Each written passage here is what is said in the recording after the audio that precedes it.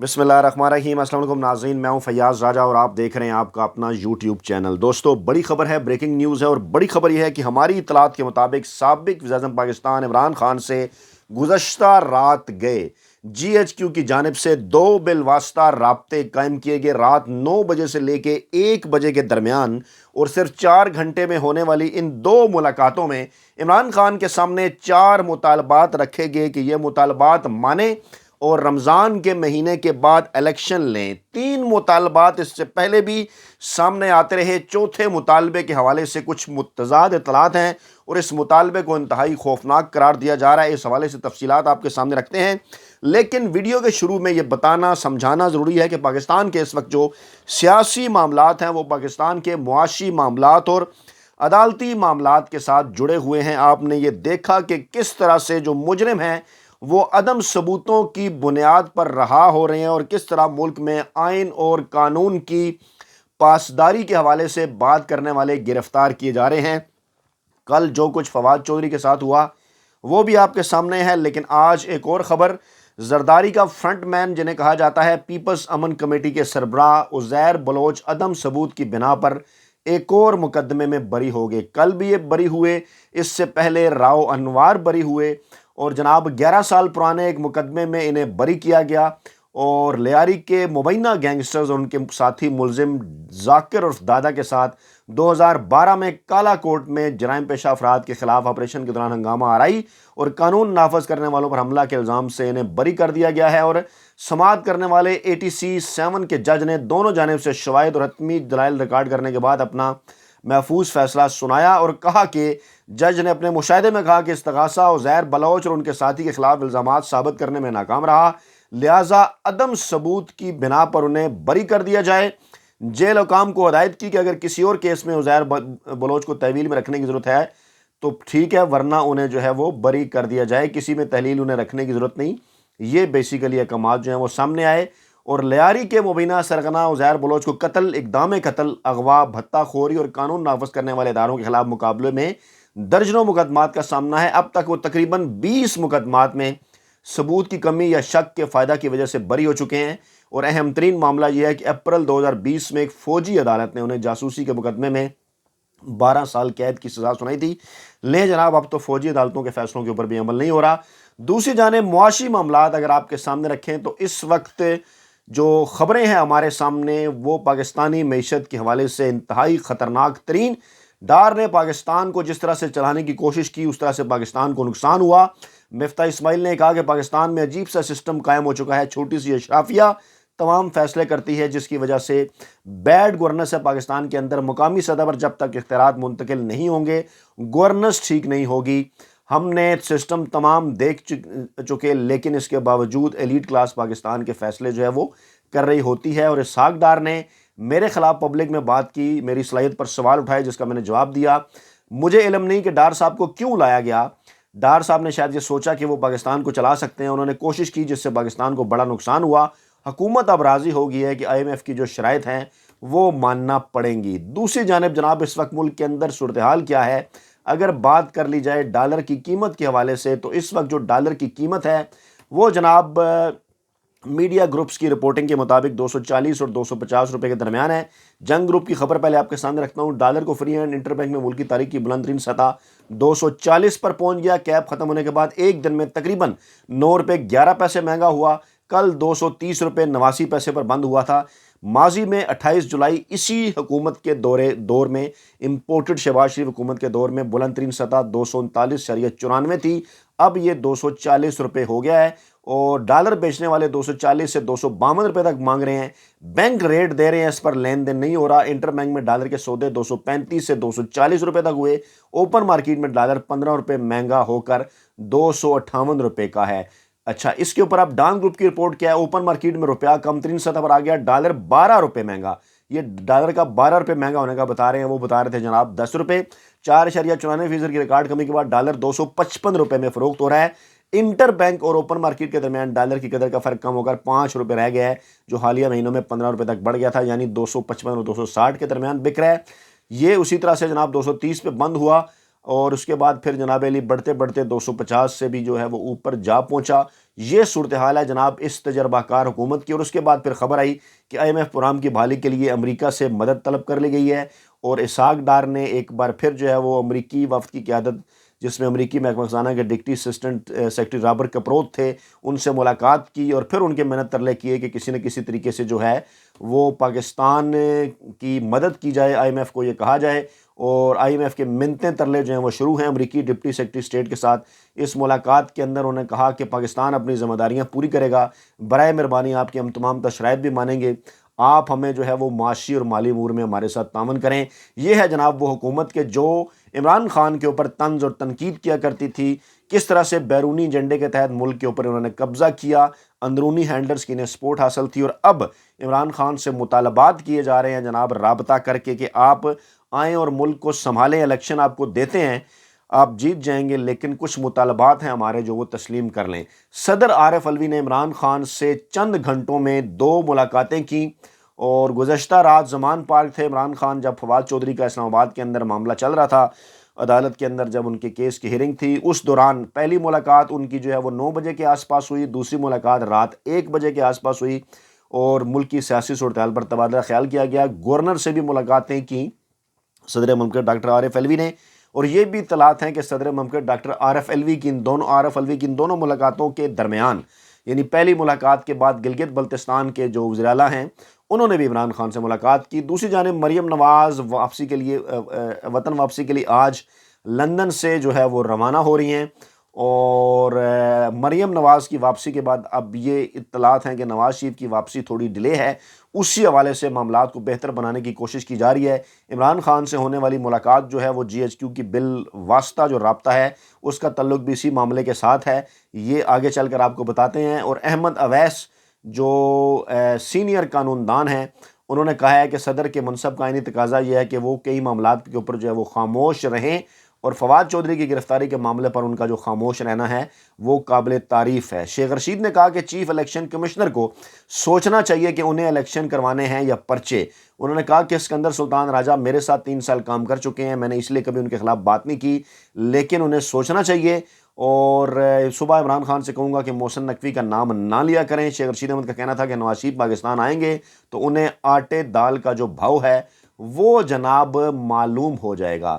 اور عمران خان کی گرفتاری کے خدشے کے باعث زمان پارک رہائش گاہ کے باہر رات گئے ہی کارکنان نے ہزاروں کی تعداد میں جو ہیں وہ ڈیرے ڈال لیے ہیں، اور اطلاعات پہلے یہی آئی تھی 2 دن پہلے کہ عمران خان کو گرفتار کیا جا رہا ہے، لیکن اس کے بعد پھر صبح سویرے جو ہے وہ فواد چودھری کو گرفتار کر لیا گیا۔ وزیر دفاع خواجہ آصف کا بیان سامنے آیا کہ عمران خان کی گرفتاری کا کوئی پلان نہیں ہے، پلان تھا، ذرائع کا یہ دعویٰ ہے، ٹیسٹر لگاتے ہیں، چیک کرتے ہیں، دیکھتے ہیں کہ جناب کس حد تک عوام کتنی بڑی تعداد میں جو ہے وہ ملک سے باہر نکلیں گے۔ اور خواجہ آصف نے پھر اسی قسم کی باتیں کی جناب کہ شہباز گل کو اور اعظم سواتی کو ضمانتیں مل گئی تھی، فواد چودھری کے ساتھ بھی آئین اور قانون کے تحت جو ہے وہ سلوک ہو رہا ہے، ہمارا عمران خان کی گرفتاری کا کوئی پلان نہیں۔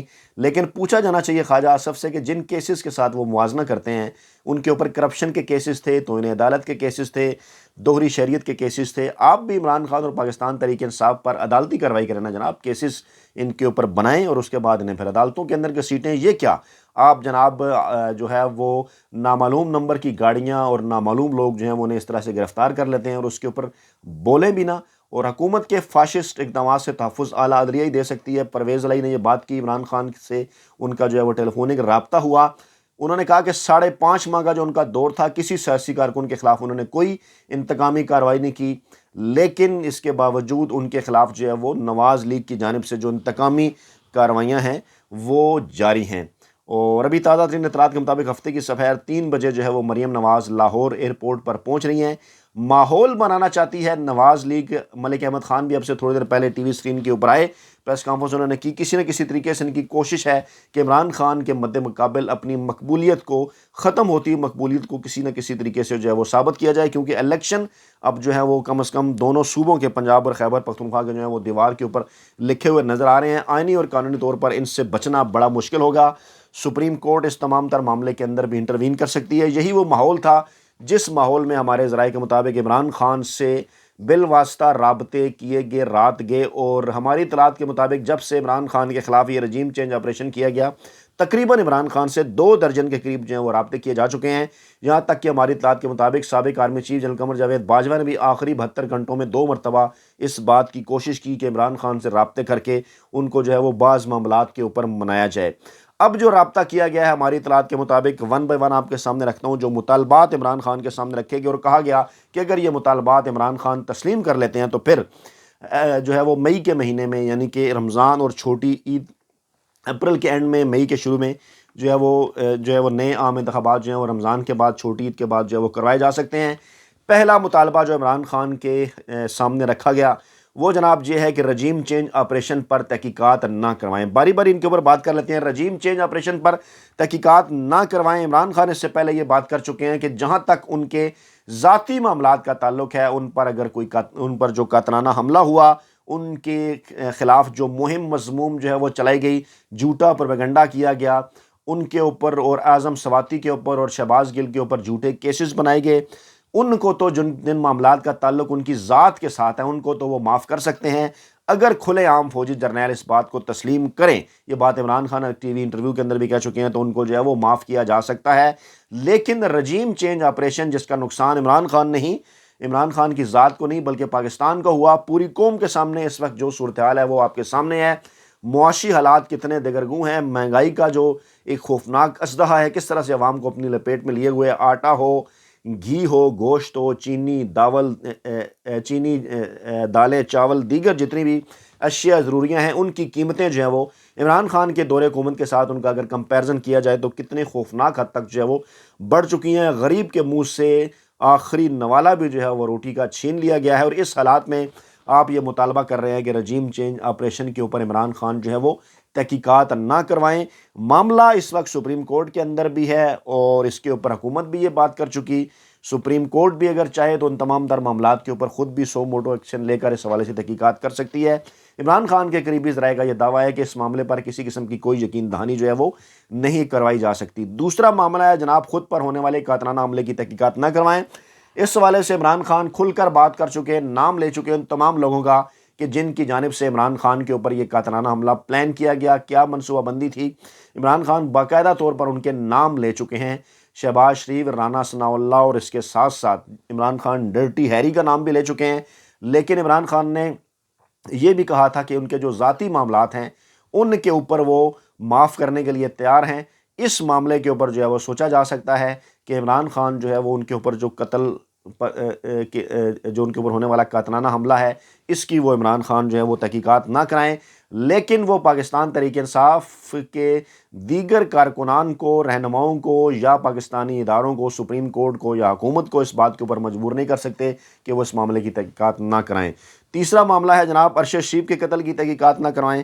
ارشد شریف کا قتل تمام لوگوں کے سامنے کس طرح سے ارشد شریف جو ہے وہ ایک ایکسکلوسیو رپورٹنگ کر رہے تھے، جس قسم کی خبریں جو ہے وہ سامنے لے کر آ رہے تھے، جس قسم کے معاملات انہوں نے سامنے رکھے کہ کس طرح سے ملک کا یہ جو سیاسی مافیا ہے وہ اداروں میں چھپی ہوئی کالی بھیڑوں کی مدد سے، اداروں کے اندر موجود شریفی سرمایہ کاری کی مدد سے جس طرح سے ملک کو تباہی کے راستے پر انہوں نے گامزن کر دیا تھا، وہ تمام تر رپورٹنگ ارشد شریف کی آپ کے سامنے، اور رد عمل کے طور پر کیا کارروائی کی گئی، کس طرح سے ارشد شریف کو یہ ملک چھوڑنے کے اوپر مجبور کیا گیا اور کس طرح سے پھر سارے تانے بانے ملتے ہیں، یہ تمام تر معاملات پاکستانی عوام جو ہے وہ سمجھتی ہے۔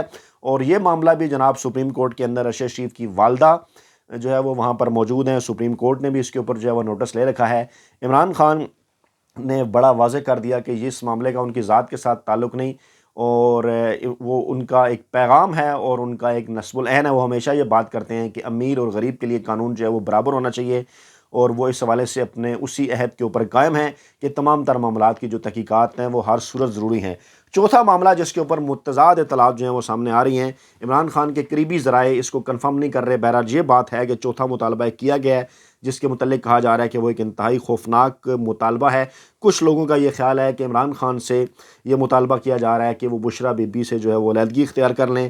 ہمارے ذرائع نے جو ہے وہ اس بات کو کنفرم جو ہے وہ نہیں کیا۔ اسی طرح سے کچھ ذرائع کا یہ دعویٰ ہے کہ نواز شریف کے حوالے سے صدارتی آرڈیننس کے لیے بات چیت جو ہے وہ کی جا رہی ہے کہ صدر مملکت ڈاکٹر عارف علوی اس قسم کا کوئی آرڈیننس لائیں جس میں جو ہے وہ نواز شریف کو معاف کر دیا جائے اور عمران خان ان تمام تر معاملات کے اوپر خاموش رہیں، اس کے اوپر بھی جو ہے وہ ڈبل کنفرمیشن نہیں آئی۔ ایک ذریعے کا یہ دعویٰ ہے لیکن دوسری طرف سے اس معاملے کی جو ہے وہ تصدیق نہیں ہو سکی۔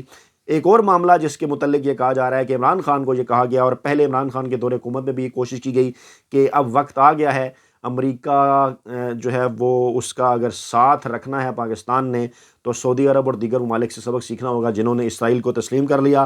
پاکستان کو بھی اب معاملات اسرائیل کے حوالے سے جو ہے وہ اس کے اندر کچھ لچک جو ہے وہ دکھانا ہوگی۔ اس حوالے سے بھی کچھ ذرائع کا دعویٰ ہے کہ عمران خان کو یہ بھی کہا گیا ہے کہ جب وہ اقتدار کے اندر آئیں تو کچھ معاملات کے اوپر جن پر ریاست امریکہ کے ساتھ براہ راست ڈیل کرنا چاہتی ہے ان معاملات کے اوپر وہ خاموشی اختیار کریں۔ سر دست عمران خان کے قریبی ذرائع کا یہ دعویٰ ہے کہ تمام تر چیزوں کے اوپر عمران خان ڈٹ گئے ہیں۔ ایک مرتبہ پھر انہوں نے صاف انکار کر دیا، انہوں نے کہا کہ وہ عوامی جد و جہد کے بل بوتے پر ملک کے اندر انشاءاللہ تعالی الیکشن حاصل کریں گے اور اقتدار میں آ کر عوامی امنگوں کے تحت جو ہے وہ پاکستان کو آگے بڑھائیں گے۔ اپنا بہت خیال رکھیے گا، دعاؤں میں یاد رکھیے گا۔ نئی ویڈیو کے ساتھ جلد حاضر ہوتے ہیں۔ اللہ نے کے بعد۔